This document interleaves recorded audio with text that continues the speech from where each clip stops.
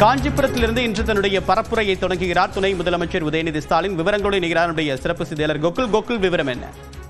துணை முதலமைச்சரும் திமுகவுடைய இளைஞரணி செயலாளருமான உதயநிதி ஸ்டாலின் தேர்தல் பணியை தொடங்கும் வகையில தமிழகம் முழுவதும் சட்டமன்ற தொகுதி வாரியாக சுற்றுப்பயணத்தை மேற்கொள்ள இருக்கிறார். இன்றைய தினம் அண்ணா பிறந்த ஊரான காஞ்சிபுரத்திலிருந்து அண்ணாவுடைய நினைவு இல்லத்துக்கு சென்று மரியாதை செலுத்திய பின்னர் தன்னுடைய பிரச்சாரத்தை தொடங்க இருக்கிறார்.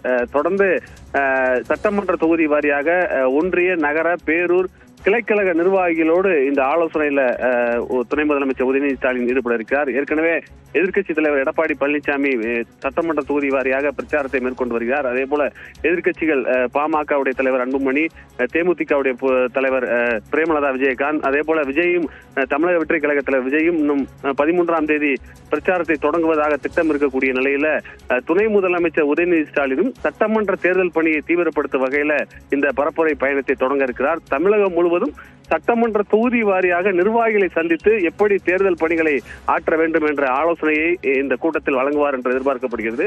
இந்த பிரச்சார பயணத்துக்கு பின்னர் தமிழகத்தில் அடுத்த கட்ட தேர்தல் பணியானது தீவிரமாக சூடுபிடிக்க தொடங்கி இருக்கிறது. விரிவான தகவலுக்கு நன்றி கோகுல்.